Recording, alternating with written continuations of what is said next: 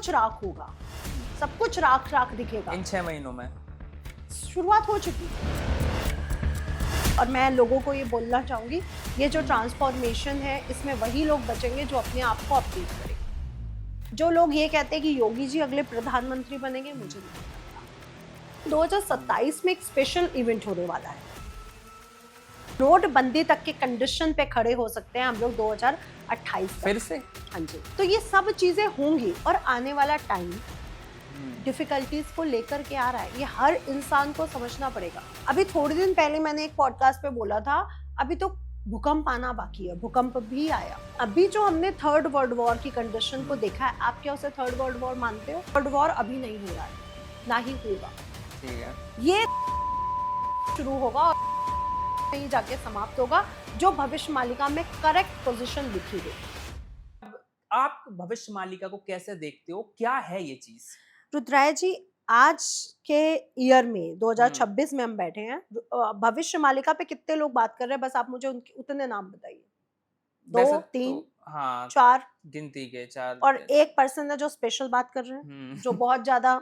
मैं उनके ज्ञान पर कोई क्वेश्चन नहीं उठाऊंगी, हो सकता है उनके पास ज्ञान बहुत ज्यादा हो, लेकिन भविष्य मालिका का पॉडकास्ट मैंने किया था वो किताब को पढ़ के, और मैंने कुछ नहीं, कहीं से कुछ वो नहीं किया, उस बुक को पढ़ा और उसके सामने तथ्य आपको रखे। मेरा उसके तथ्यों से कोई मतलब नहीं है, क्योंकि मुझे वो भाषा नहीं पढ़ने आती कि जगन्नाथपुरी डूब जाएगा, ये हो जाएगा, वो हो जाएगा। मैं इन सब चीजों को नहीं बोल रही, लेकिन मैंने किताब को पढ़ा और आपको बताया, ऑडियंस को बताया, और वो सच भी हुई, वो सच भी हुई। हाँ? आगे भी वो सच होंगी। लेकिन क्वेश्चन ये उठता है कि जो डिकोड कर रहा है कि वो लैंग्वेज मुझे आती है, वो मेरी फैमिली से आई हुई किताब है, मैं ही उसको डिकोड कर सकता हूँ, तो वो जो डिकोड करने वाले पर्सन है, वो आज अपने बेटे को कल की भगवान की अवस्था में क्यों ले जा रहे हैं? मेरे सामने एक पिक्चर आई है एक मेल पे, जिसमें उनके बेटा बैठा हुआ है ऐसे बन के, और यहाँ पे बहुत सारा फल प्रसाद रखा और तुलसी उनके पैरों में ऐसे पड़ी हुई है। क्या आप भगवान कृष्ण हैं? क्या आप कल की अवतार हैं? और उनका नाम भी भगवान कृष्ण के नाम पे रखा गया है। अच्छा। मैं कह रही हूँ आप अच्छा काम कर रहे हो समाज के लिए। हम सनातनी हैं, हम सनातन को जितना देंगे अपने पुराणों को, शास्त्रों को पढ़ के, उतना अच्छा करेंगे। हमारा गुरु अच्छा होगा, हमारे आगे की जो जर्नी है, आत्मा की जर्नी, वो अच्छी होगी। लेकिन इसमें अपने सुख को ढूंढ लेना, अपने पैसे को ढूंढ लेना, ये क्या सही है? बिल्कुल। और एक मेल नहीं है, मैं आपको अपनी ईमेल में 100 से ज्यादा मेल्स, पिक्चर्स और बहुत सारी चीजें दिखा सकती हूँ। बहुत से लोगों ने बहुत सारी चीजें बोली है।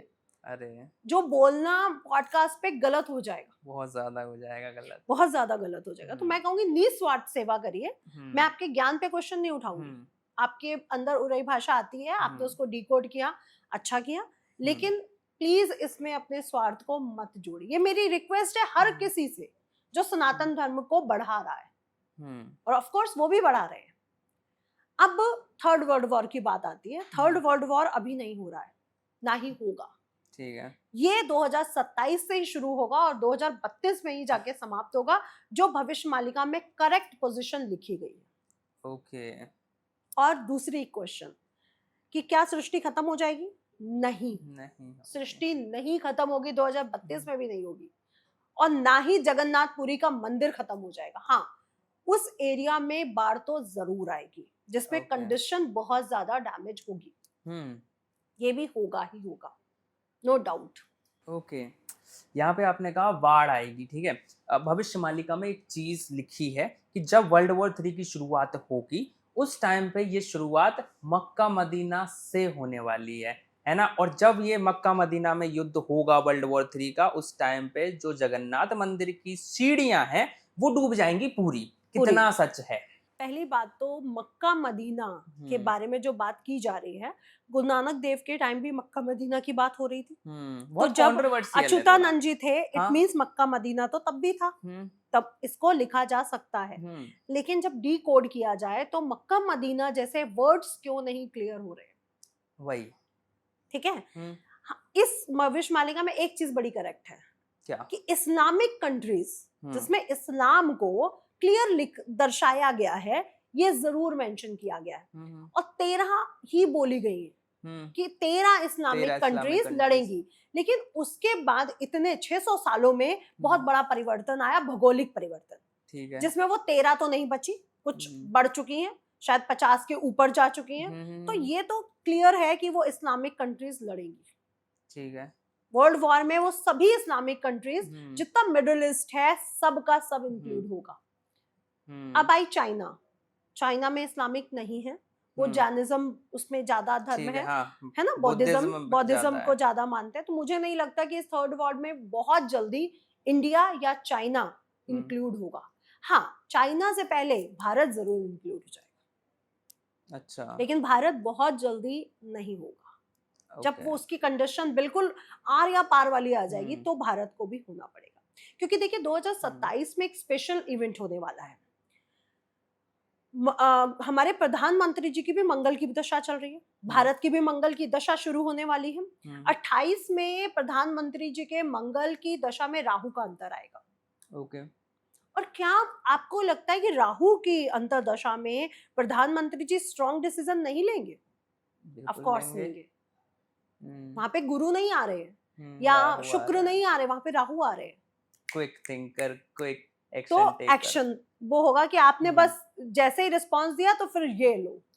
तो बहुत कुछ स्पेशल आगे होने वाला है। हाँ, तो वही। और जो लोगों को लग रहा है मोदी जी जाने वाले हैं, मुझे नहीं लगता उनको उनका स्वास्थ्य हिला सकता है, और उनको दुनिया का कोई ताकत नहीं हिला सकता। कोई ताकत नहीं हिला तो ये जो लोग कह रहे हैं ना मोदी जी जाने वाले, मोदी जी कहीं नहीं जाने वाले उनकी हमें भी जरूरत है। ये वर्ल्ड वॉर 3 को ये मक्का मदीना से इतना क्यों रिलेट किया है कि यहाँ से स्टार्ट हुआ, क्यों है ये चीज? डिकोडिंग में गलती है, इस्लामिक कंट्रीज को जोड़िए ना। अच्छा, ये है कि इस्लामिक कंट्री स्टार्ट करेंगी, ना कि मक्का मदीना। राइट। ओके। अच्छा, मक्का मदीना एक्चुअली इस्लाम का सबसे बड़ा वो माना जाता है ना गढ़। हाँ, इस्लाम की शुरुआत और अंत वही है। अच्छा, इसलिए उसको इंक्लूड कर दिया गया बाद में, लेकिन पहले नहीं मिलता है। मैं ये नहीं कहती कि जब अच्युतानंद जी ने ये लिखा तो मक्का मदीना नहीं था, बिल्कुल होगा, मैं इस चीज से डिनाई नहीं करती हूँ, लेकिन वो वर्ड की कोडिंग गलत है। कोडिंग गलत है ना, थोड़ा मिसमैच है, तो वही चीज है। अच्छा, मक्का मदीना शिव मंदिर है या फिर मस्जिद है? पक्का शिव मंदिर है। शिव मंदिर है। 1 लाख क्या करोड़ों की शर्त लग जाए ना तो भी मैं खड़ी हो जाऊंगी, वो पक्का शिवलिंग है। ओके। क्योंकि मुझे एक चीज बताइए, चाहे भारत के मंदिर हो चाहे पूरे वर्ल्ड के आप मंदिर जाके देख लो, है ना, वहां पे एक ऐसी चीजें क्यों मिलती हैं कि वहां पे जो मूर्तियां मिल रही हैं उनका शेर का मुख है, घोड़े का शरीर है ना, प्रभु राम जी की मिल जाती है। और शिवलिंग का तो बहुत जगह मिला है, हर कंट्री में वो मिल चुका है किसी भी रूप में, भले ही आप उसको पहचानो ना पहचानो, आप कह दो मिथ्या है, ये झूठ है, पर शिवलिंग हर जगह मिला है। ओके। और मुझे लगता है कि एक सूर्पनखा और रावण वाला एक वो भी एक कथा सुनाई जाती है, कॉन्सेप्ट मुसलमान आर फ्रॉम देखिए, मैं किसी धर्म पे क्वेश्चन मार्क नहीं करूंगी, लेकिन मैं उनकी सोच पर जरूर क्वेश्चन मार्क करूंगी। उनकी सोच बिल्कुल सूर्पनखा और वैसे ही है। Okay, nice. थोड़ा कॉन्सेप्ट उस वे में जा रहा है, बट कहीं ना कहीं भविष्य मालिका में एक चीज लिखी है कि 2025 से 2026 के एंड तक दुनिया में एक बहुत बड़ा परिवर्तन वाला फेज आएगा, है ना, बहुत बड़ा फेज आएगा। वो फेज क्या है? डर। ओके। क्योंकि आगे आने वाला है थर्ड वर्ल्ड वॉर। अच्छा, आगे आने वाली है बहुत बड़ी बीमारी, और नोटबंदी तक के कंडीशन पे खड़े हो सकते हैं हम लोग 2028 तक। फिर से? हाँ जी। चाहे वो डॉलर की वैल्यू गिर जाए, 0 पे आ जाए, चाइना के नोट की वैल्यू बढ़ जाए, या इंडिया के नोट, कुछ ना कुछ बड़े करेंसी में बदलाव आने वाला है। और भारत की करेंसी को मैं छोटा नहीं मानती, रुपये को मैं छोटा नहीं मानती, क्योंकि सिर्फ भारत की नहीं और भी देशों में ये चलायमान है, इसलिए बहुत बड़े चेंजेस आने वाले हैं। तो 2026 के अंत में तो सिर्फ फियर है, डर। ओके। इसकी शुरुआत जो हम देखेंगे वो शनि के ट्रांजैक्शन से देखेंगे, जिस दिन वो मेष राशि में प्रवेश करेंगे, और मेष राशि से पहले उनका नक्षत्र चेंज होगा, जो अपने ही नक्षत्र में होगा, रेवती। अभी रेवती बुध के नक्षत्र में है। ये सारा जो क्रियाकलाप हो रहा है ना, बड़े ट्रांसफॉर्मेशन का है। मैं इसको एक ऐसे आपको डिस्क्राइब करूं कि एक युग परिवर्तन हो रहा है। युग इज नॉट कि सत्ययुग से कलयुग और कलयुग से द्वापर त्रेता, वो वाला युग नहीं। फिर हर कुछ सालों में एक युग परिवर्तन होता है। ओके। जैसे आजादी के टाइम के लोग कैसे थे, फिर हम लोगों की जनरेशन आई जो 80s वाली थी, उनका नेचर कैसा था, और फिर 2000 के बाद की जो जनरेशन है उनका नेचर कैसा है। तो ये वो युग परिवर्तन है। ओके। हम जो जिस जनरेशन के हैं, हम जिस युग के हैं, उसने सब कुछ देखा है। उसने अपने घर में लैंडलाइन देखा है। मैं छोटी थी तो मेरे घर में लैंडलाइन था, जैसे हम फोन वो ऐसे करके गोल गोल घुमा के मिलाते थे, है ना। हमने पेजर भी देखा है कि पापा को अगर कुछ मैसेज भेजना है तो पेजर पे फोन करके बोलना पड़ता था कि मेरे पापा को ये बता दो। हमने सब कुछ देखा। आज हम एआई भी प्रयोग कर रहे हैं। बिल्कुल, चैट जीपीटी हमारी दूसरी गर्लफ्रेंड या बॉयफ्रेंड हो गया। लेकिन अगर हमारे बच्चों से आप पूछिए तो क्या उन्होंने वो फोन, वो नहीं, वो हमारे इंक पेन, हमारी वो प्रॉब्लम्स, हमारी वो अच्छाइयाँ, वो सब देखी है? नहीं देखी। तो युग चेंज हुआ ना, बहुत बड़ा युग परिवर्तन आया है। तो फिर से एक युग परिवर्तन हो जाएगा 2027 की स्टार्टिंग में। 27 से स्टार्ट हो रहा है और 2032 तक चलेगा। इसमें बहुत बड़ा चेंज आएगा और मैं लोगों को ये बोलना चाहूंगी, ये जो ट्रांसफॉर्मेशन है इसमें वही लोग बचेंगे जो अपने आप को अपडेट वर्जन लाएंगे, यानी आपको और ज्यादा स्मार्ट होना पड़ेगा। And change is the part of life. That's it. ज्योतिष की किताब का पहला सूत्र, पहला देश काल परिस्थिति पे ज्योतिष बदल जाती है। तो मनुष्य को भी देश काल परिस्थिति पे बदलना पड़ेगा। यहाँ पे ना एक चीज और लिखी है कि 2028 में एक देश पानी में पूरा डूब जाएगा। कौन है वो देश? देखिए, पूरा तो मैं नहीं मानती, लेकिन देश गायब होने वाले हैं। 2027 और 28 पे। अच्छा। हाँ, जिसका नामो निशान तक मिट जाएगा। मतलब नामो निशान मिट जाएगा, इट मींस उसके 3 टुकड़े हो गए। एक अलग बन गया, एक अलग बन गया, तो नामो निशान तो मिट ही गया। हाँ, तो ये होने वाला है बहुत जल्दी। और जो आप इशारा समझ रहे हैं, ये इशारा मेरा अपने पड़ोसी देश पर ही है। हाँ जी। अच्छा, मुझे ना कहीं एक चीज लगती है, जितने भी वर्ल्ड वॉर 3 जैसे अभी आने वाला है ना, ये शुद्धिकरण के लिए है, प्यूरिफिकेशन के लिए आ रहा है मानव जाति के लिए। क्या है इस पे आपकी टिप्पणी? प्यूरिफिकेशन तो शुरू हो चुका है। जिस दिन ने शनि ने मीन राशि में प्रवेश किया था, प्यूरिफिकेशन तो उसी समय शुरू हो गया था। उसके बाद रेवती नक्षत्र में आना, ये वो प्यूरिफिकेशन है जहाँ पे फिल्टराइजेशन होना शुरू हो जाता है। दूध का दूध, पानी का पानी। राम मंदिर की चोरी, अविमुक्तेश्वरानंद जी पे इतना बड़ा केस, योगी आदित्यनाथ जी पे क्वेश्चन उठ जाना कि आगे सीएम बनेंगे या नहीं, या कोई गुजराती बनने वाला है, ये सब क्या हो रहा है। सिया जैसा कांड, सोनम जैसा कांड, ये सब क्या हो रहा है। यानी फिल्टराइजेशन शुरू हो चुकी है। आप लोग जो डर रहे हो, ये फियर है। बेसिकली हो क्या रहा है, फिल्टराइजेशन। जब धर्म आगे बढ़ता है ना, तो महाभारत का युद्ध होता है, तभी धर्म की जीत होती है। ये वो फिल्टराइजेशन है जहाँ पे महाभारत का युद्ध होगा ही होगा।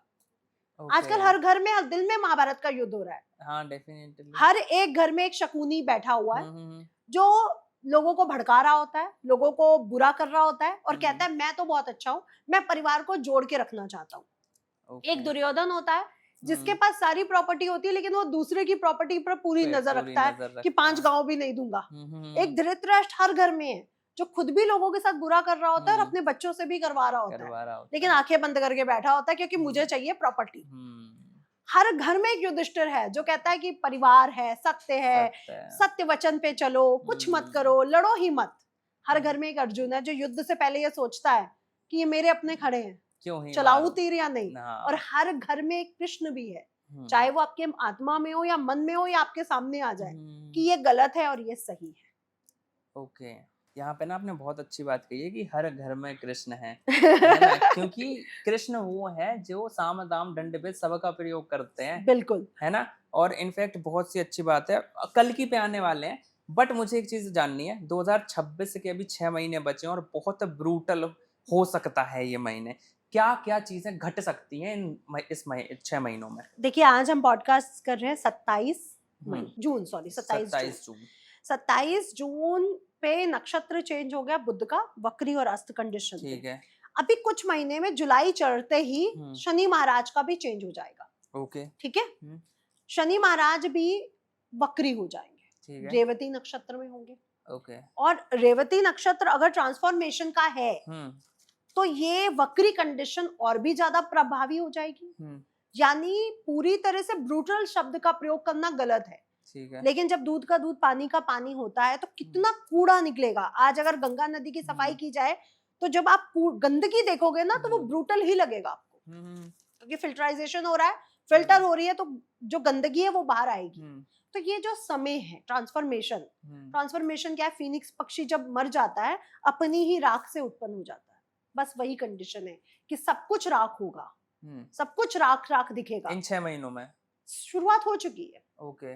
बहुत से चेंजेस, अभी ग्रहण लगने वाले हैं, शनि का वक्री कंडीशन में होना, 2 ग्रहण अगस्त में लग जाना, तो कंडीशन तो डिफिकल्ट आएगी, चाहे प्राकृतिक आए और चाहे वर्ल्ड वॉर की कंडीशन फिर से बनाए, फिर से ऑयल, केमिकल, गैस, ये फिर से, और जल, बाढ़, समुद्री क्षेत्र का हिल जाना, गोवा है, बॉम्बे है, ये जितना भी समुद्र की बेल्ट है, अभी भी कंडीशन सही नहीं है। जो अभी लोगों को लग रहा है कि हो चुका है, कि मैडम ने बोला था भूकंप आ चुका है, मैडम ने बोला था बाढ़ आएगी, अभी बाढ़ बाकी है, अभी भूकंप भी बाकी है। जो कंडीशन और डैमेज होगी, और जियोपॉलिटिक्स जो आज हम देख रहे हैं वो भी होगा। पॉलिटिकली क्या हो सकता है 6 महीनों में? कोई नेता की डेथ हो सकती है? नेता का पद त्याग होने वाला है बहुत जल्दी। ओके, ठीक है। अच्छा, मोदी जी कहीं नहीं जाएंगे, बहुत क्लियर बोल रही हूँ, अभी तो नहीं जाएंगे। हेल्थ अगर उनकी डैमेज हो गई तो मैं कह नहीं सकती। दूसरा, जो लोग ये कहते हैं कि योगी जी अगले प्रधानमंत्री बनेंगे, मुझे नहीं लगता। ओके, बहुत बड़ा स्टेटमेंट दे रहे हो।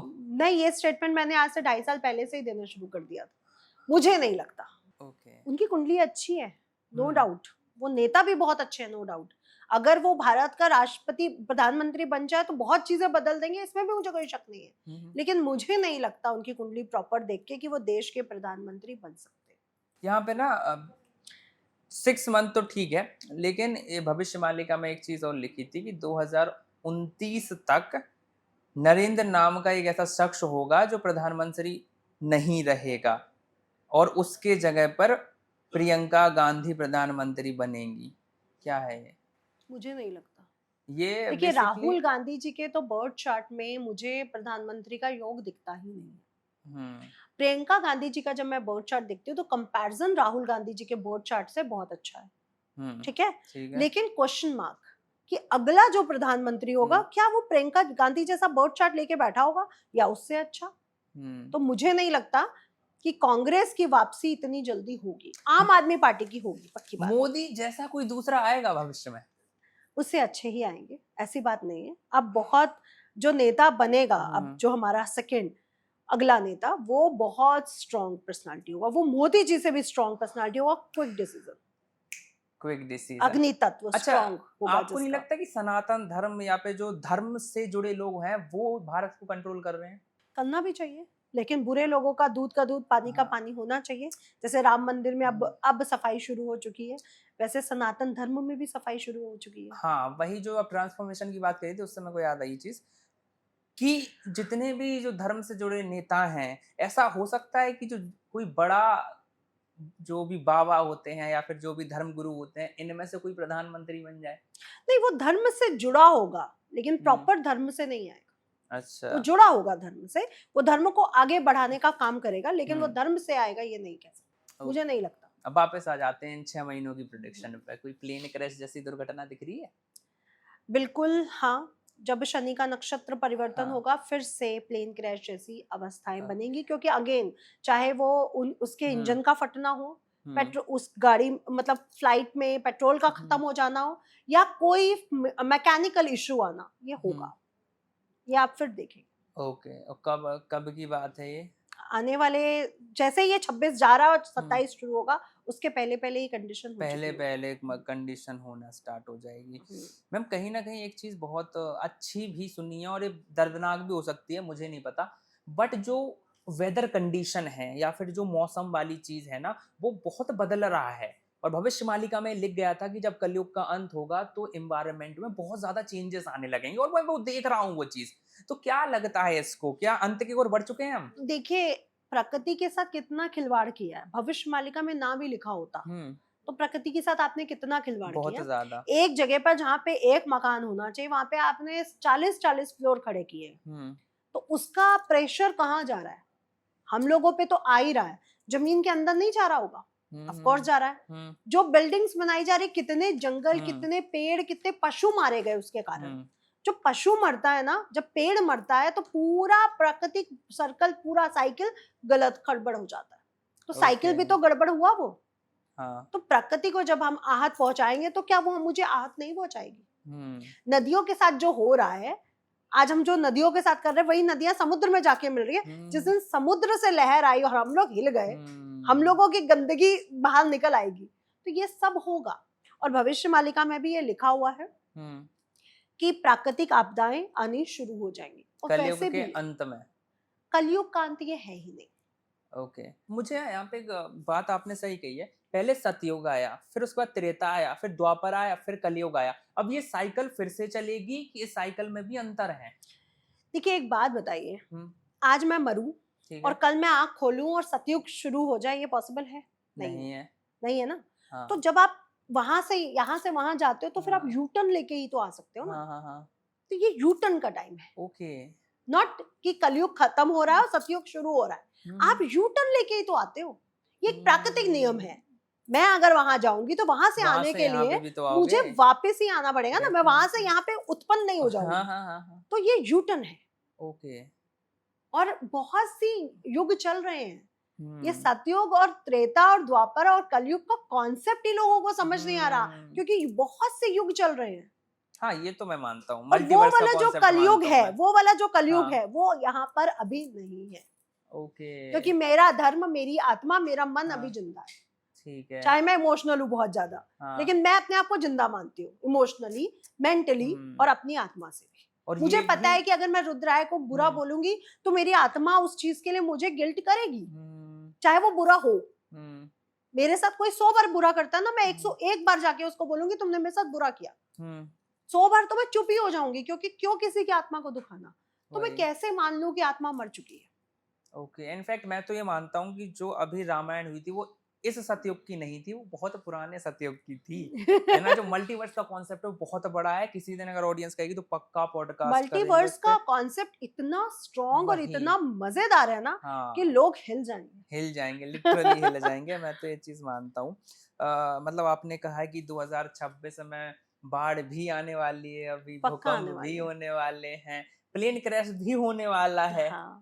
और बहुत से केसेस अभी आप और सुनोगे। जब तक गुरु अतिचारी है अभी आपको बहुत कुछ सुनना है। जब गुरु दोबारा सिंह राशि में जाकर दोबारा कर्क में आएगा तो फिर भी 2027 की शुरुआत फिर भी अच्छी है। ओके। लेकिन अतिचारी कंडीशन को हम भूल नहीं सकते। ओके। यहाँ पे मैं जब टीम रिसर्च कर रही थी तो उन्होंने एक लाइन कही थी, आप बताना कितना रिलेट करते हो उससे, कि मार्च 2027 से अगस्त 2027 के बीच में भारत और चीन के बीच युद्ध होगा, और उस युद्ध के दौरान उत्तराखंड का एक पूरा हिस्सा लगभग 4 महीने के लिए चीन की कब्ज में आ जाएगा, चीन के कब्जे में आ जाएगा। मैं अभी इस बड़े युद्ध को भारत और चाइना में नहीं देख पा रही हूँ कि जिसमें बहुत बड़ा हिस्सा हमारा गड़बड़ हो। युद्ध हो सकता है, कंडीशन बनेगी, लेकिन ये बहुत छोटी कंडीशन में होगा। जिसपे हो सकता है कि यहाँ पे हमारा जो क्रय विक्रय है दोनों देशों का रुक जाए, क्योंकि भारत इसकी शुरुआत कर चुका है। उसने जो लघु उद्योग लगाने शुरू कर दिए, वो क्यों शुरू किए? कि जो चाइना से हम खरीद रहे हैं वो हम अपने देश में बना सके। इट मींस युद्ध तो होगा, लेकिन बहुत बड़ा हिस्सा हमारा ऐसा हो जाए ये नहीं होगा। कल की कहाँ है? कल की हम सब के अंदर है। वो तो फिर भी ठीक है, लेकिन वो नहीं जानना है। कल्कि का भी जन्म नहीं, भगवान कल्कि का भी जन्म नहीं हुआ और ना ही अभी उनके जन्म की जरूरत। और ये जो बड़े बड़े दिग्गज लोग भगवान का धरती पे आना ये क्या छोटा मोटी बात है कि प्रभु श्री हरि विष्णु जो हमारे पालनहारा है, वो हमारे कण कण में है, हमारी हर चीज में वो है। लेकिन उनका जन्म लेना और उनको हम अपनी आंखों से देखे इतने हम अच्छे हो गए, ये कैसे पॉसिबल मानते हो आप? वही चीज कि हमारी जनरेशन, हमारे बच्चों की जनरेशन भगवान कल्कि को देखेगी, मैं ये नहीं मानती। और मैं ये मानती हूँ कि जब युग परिवर्तन हो रहा है, हमने यू टर्न ले चुका है, हम यू टर्न ले रहे हैं, तो भगवान कल्कि या तो आके चले गए हैं या अभी उनको जरूरत महसूस नहीं हुई, या फिर इस सृष्टि को खत्म करने की। आए जैसे प्रेमानंद जी महाराज। हाँ, बहुत से दिव्य, मैं प्रेमानंद जी के अंदर वो दिव्यता को देखती हूँ। बहुत से लोग उनके लिए बहुत सी बातें करते हैं, कुछ भूमाफिया जैसे वो जोड़ते हैं, लेकिन उनके अंदर दिव्यता है जो दिखती है, no doubt. Definitely ma'am. In fact I also believe this कि जैसे कि अभी राम जी आए थे तो उन्हें भी शिक्षा लेनी पड़ी थी गुरु से, ठीक है। कृष्ण आए थे तो कृष्ण को भी उन्हें भी शिक्षा युद्ध लेनी विद्या भी सीखनी पड़ी थी। सीखनी पड़ी थी। अब जो हाँ, कल्कि आएंगे तो उनके जो गुरु होंगे, क्या ये वो 7 चिरंजीवियों में से कोई एक होगा? बिल्कुल, ऑफ कोर्स। ओके। क्योंकि 7 चिरंजीवियों को हाँ, चिरंजीवी रखने का मतलब क्या है? बेस क्या हाँ, है? लॉजिक क्या है? इट मीन्स उनको उनकी ज़रूरत है। वो कुछ ना कुछ उद्देश्य तो उनके है ही उनका। प्रोटेक्शन के लिए, उनकी युद्ध हुँ, विद्या के लिए, उनकी नॉलेज के लिए, हुँ, उनको उनकी ज़रूरत है, क्योंकि जो भी पृथ्वी पे आएगा, हुँ, उसको ज्ञान तो फिर से चाहिए। भले ऑब्वियस ही आप सी पीछे बात से है। ज्ञान लेके आए हो, हाँ, भले ही मैंने पिछले जन्मों हाँ, में बहुत तपस्या की हो, हुँ, लेकिन इस जन्म में जब तक मैं तपस्या नहीं करूँगी, इवोक मैं नहीं हो पाएगी, एवोक नहीं जुड़ डेफिनिट पाऊँगी। तो नहीं जुड़ ज़रूरत पाओ। है वो। कौन-सा वो चिरंजीवी होगा जो कल्कि भगवान का गुरु बनेगा? देखिए, गुरु तो द्रोणाचार्य भी हुँ, चिरंजीवी हैं, हुँ, अश्वत्थामा भी हैं, हुँ। परशुराम जी भी हैं। अश्वत्थामा का ज़्यादा सुना है मैंने। ज़्यादा इसलिए सुना है क्योंकि उनके साथ बहुत सी चीज़ें जुड़ गई, हुँ, है ना? कृष्ण के साथ चीज़ें जुड़ गई। हाँ, क्योंकि वो प्रभु हुँ, श्री शिव जी के अवतार थे, हुँ, सूक्ष्म अवतार, और साथ ही साथ उन्होंने एक हुँ, बुरा गलत डिसीज़न ले लिया था, जिसके कारण वो आज भी हुँ, भटक रहे हैं। लेकिन हुँ, मुझे नहीं लगता कि अश्वत्थामा जी होंगे, क्योंकि मुझे हुँ, लगता है परशुराम जी जैसे, जो श्री हरिविष्णु के खुद के स्वरूप हैं, हुँ, द्रोणाचार्य जी जैसे और हुँ, हनुमान जी जैसे अगर चिरंजीवी हैं, तो हुँ, उनके गुरु की कुछ अतिशयोक्ति होगी। तो है, हुँ, मुझे तो लग रहा है बजरंग बली जब जिसके साथ है, क्योंकि वो श्री कृष्ण के भी तो साथ में थे। आप रथ पे हुँ, देखिए, ऊपर बैठे ही तो थे। हाँ, तो अगर प्रभु के साथ हनुमान हुँ। जी है तो ज़रूरत क्या है? वैसे गुरु का महत्व बहुत बड़ा है, आपके जीवन में कितना बड़ा है?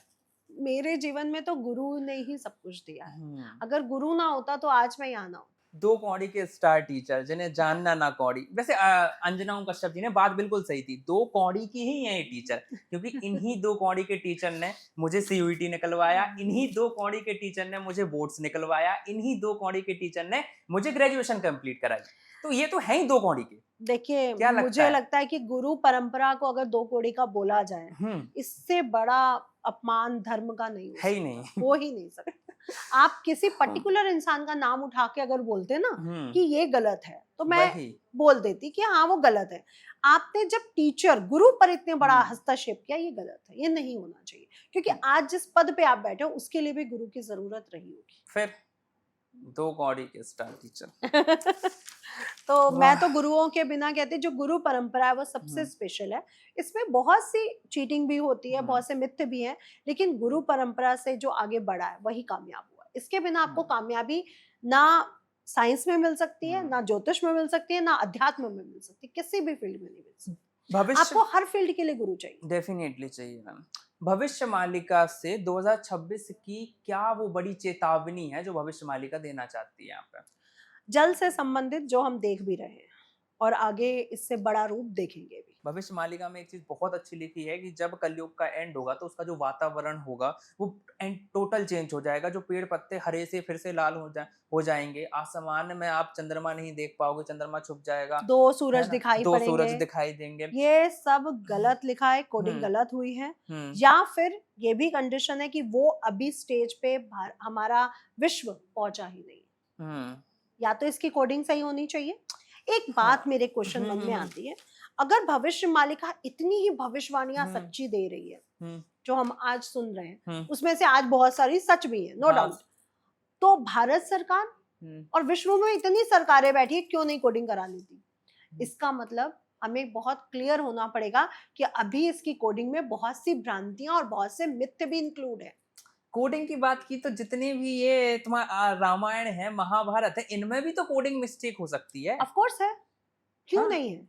यही से तो कोडिंग मिस्टेक, जो 4,32,000 वर्ष की जो कोडिंग हम्म, आ रही है, वो ही गलत यही से तो आ रही है। वही है ना। इसमें होता क्या है रुद्राय जी, हम्म, आपने कोई ग्रंथ लिखा, हम्म, आपने कुछ उसकी उत्पत्ति करी, हम्म, ठीक है, उसको मैंने ट्रांसलेट किया, हम्म, मैंने अपनी भावनाएं जोड़ी, हम्म, उसको फिर एक और इंसान ट्रांसलेट कर रहा है, वो अपनी भावनाएं जोड़ रहा है, हम्म, तो गलतियां तो होती चली जाएंगी ना। हाँ, क्योंकि तक्षशिला का जलना हम्म, और शास्त्रों का इधर उधर हम्म, चलायमान हो जाना, ये भारत के साथ तो उसी समय गलत हो गया था हाँ, जिस समय मुगल्स ने प्रवेश किया था। तो ओके। बहुत सारी गलतियां वहीं से शुरू हो चुकी थी। 3 ऐसे मूलांक कौन से हैं जो मेहनत से नहीं किस्मत से सफल होते हैं? मेहनत से नहीं किस्मत से किस्मत से सफल सफल होते हैं होते हम। हैं। पहला 1 नंबर, हाँ, दूसरा 3 नंबर, और तीसरा है 6 नंबर। कौन सा ऐसा मूलांक है जो भगवान के बिना एक पल भी नहीं रह सकता? 3 नंबर और 2 नंबर। ओके। कौन सा ऐसा मूलांक है जो जितना ज्यादा स्पिरिचुअल रहेगा उसकी किस्मत का ताला उतना ही खुलता रहेगा? 2 नंबर, 7 नंबर। कौन से मूलांक की इंट्यूशन पावर इतनी तगड़ी होती है कि अगर सामने वाला भी उसके पास आ रहा है तो उसे पता है कि ये बंदा मेरे पास किस लिए आया अगेन है? 2 नंबर और 7 2 नंबर। नंबर इंट्यूशन और पावर 7 बहुत नंबर। स्ट्रांग होती है, 2 की और 7 की। कौन सा ऐसा मूलांक है जो छल कपट नहीं जानता लेकिन दूसरे उसके साथ करके चले जाते हैं? 8 नंबर और 9 नंबर। 9 नंबर वाले सबसे ज्यादा। ओके। ये लोग छल कपट नहीं जानते, ये अपने परिवार को, अपने दोस्तों को बहुत प्यार करते हैं, लेकिन इनके साथ सबसे ज्यादा छल कपट होता है। अच्छा मैम, लोग ना मूलांक मूलांक का कॉन्सेप्ट लेते हैं लेकिन उन्हें नहीं पता कि भाग्यांक भी बहुत बड़ी चीज होती है। डेस्टिनी हमारी, भाग्य बहुत बड़ा होता है। एक ऐसा भाग्यांक है अभी भी जो अगर जिसके पास भी होता है वो या तो इतिहास रचता है या फिर इतिहास में ऐसा कुछ कर जाता है कि लोग उसे याद रखते हैं। कौन सा है वो भाग्यांक? नहीं, देखिए भाग्यांक बड़ा तो होता है लेकिन मूलांक से बड़ा नहीं हो सकता। मूलांक यानी मैं हुई हूँ तभी तो मेरा भाग्य बनेगा ना। हाँ, तो वो डेस्टिनी है ना, भाग्य हाँ, है। भाई मैं लग्न यानी मैं पैदा हुई तभी तो मेरा भाग्य और पंचम भाव आएगा। हाँ तो बिल्कुल। मैं बड़ी हूँ उसके बाद मेरा भाग्य बढ़ा। भाग्यांक अपना भाग्य बनाने वाले जो एक मूलांक है या एक भाग्यांक है वो है 8 नंबर। हाँ। ये मेहनत से मतलब आप इनको 50 बार भी ये फेल हो जाए ना तब भी 91वीं बार ये खड़े हो जाते हैं। ओके। जो अपनी मेहनत से भाग्य से आगे बढ़ जाते हैं। क्योंकि देखिए एक चीज को समझिए, भाग्य से पहले क्या आया? अष्टम भाव, सप्तम भाव, पंचम भाव। भाग्य के बाद क्या आ रहा है? हमारा कर्म भाव। कर्म भाव भाग्य के बाद आया, भाग्य से पहले नहीं आया। और उसके बाद आया हमारा लाभ स्थान, फिर खर्च स्थान। ठीक है ना? और मूलांक पहले है, भाग्यांक बाद में। पहले हम मूलांक को देखते हैं, फिर हम भाग्यांक को देखते हैं। जो बहुत मेहनती है वो है 8 नंबर, और जो भाग्य से बनता है वो है 1 नंबर और 2 नंबर, यानी सूर्य और चंद्रमा। ओके। ये भाग्य से बन जाते हैं। इनके लिए मेहनत करे या ना करे, हो सकता है बहुत कर ले, लेकिन इनके ऊपर कोई ब्लेसिंग जुड़ी होती है जो इनको आगे ले जाती है। डेफिनेटली मैं खुद से मान सकता हूँ वो चीज तो, है ना? क्योंकि मेरा जो नंबर्स है वो 1 और 2 ही है, तो मैं भी ये मानती हूँ। और लग्न में गुरु भी है। भले ही गुरु महाराज का लग्न में होना मेरे को बहुत अपसेट करता है, क्योंकि मैं अपने आप को अपूर्ण मानती हूँ हमेशा। क्योंकि भाई स्थान हानि करो जीवा, तो अपूर्णता तो आएगी मुझ, और ऊपर से 2 नंबर की एनर्जी भी जुड़ जाती है। लेकिन मैं ये भी मानती हूँ कि कहीं ना कहीं कोई ब्लेसिंग तो है। ओके, चलिए मैम थोड़ा कॉम्बिनेशंस की बात कर लेते हैं। लोग कॉम्बिनेशंस को बहुत ज्यादा मानते हैं। सबसे पहले बात करते हैं 1 और 4 के कॉम्बिनेशन की। कैसा? Not good. 1 और 8 का कॉम्बिनेशन नॉट गुड। ठीक है। 2 और 6 का कॉम्बिनेशन नाइस। 8 एंड 8 का कॉम्बिनेशन। 8 एंड 8 का बहुत स्ट्रगल है, बहुत ज्यादा। ओके, 8 नंबर को इतना स्ट्रगलिंग क्यों माना जाता है? शनि का नंबर है। शनि, लेकिन शनि लेट देता है लेकिन ग्रेड भी तो देता है। बहुत कुछ देता है लेकिन बहुत लेट देता है। मतलब आपकी चप्पलें घिस जाएंगी, फिर आपको वो चीज जाके मिलेगी। यानी 44 या 33 से पहले तो आपको कुछ मिल ही नहीं सकता ना। हाँ, बट वो आप सिल्वर स्पून या गोल्ड स्पून में पैदा ही नहीं हो सकते हो ना। कंडीशन ये है। डेफिनेटली आप लोहे का चम्मच लेके पैदा हुए तो लोहा तो घिसेगा ही घिसेगा। जो वो पड़ेगी आप पे, चोट तो पड़ेगी। हाँ, बाकी मैम बहुत अच्छा पॉडकास्ट रहा है हमारा, है ना? आई थिंक बहुत लोगों को बहुत कुछ सीखने को मिला होगा उस पॉडकास्ट से, है ना? बाकी जो अभी हमने वैदिक रिपोर्ट के बारे में आप लोगों को बताया था, तो अगर एक सबसे अच्छा कॉम्बिनेशन आपको बताऊं तो वो है 1 और 9 का। 1 और 9 लीडरशिप क्वालिटी, सूर्य और मंत्री का कॉम्बिनेशन, स्ट्रॉन्ग पर्सनालिटी, बहुत अच्छा combination. In fact I also believe, because जब राजा के साथ मंत्री आ जाता है फिर तो साम्राज्य ही खड़ा होता है। तो 1 और 9 का कॉम्बिनेशन बहुत अच्छा है।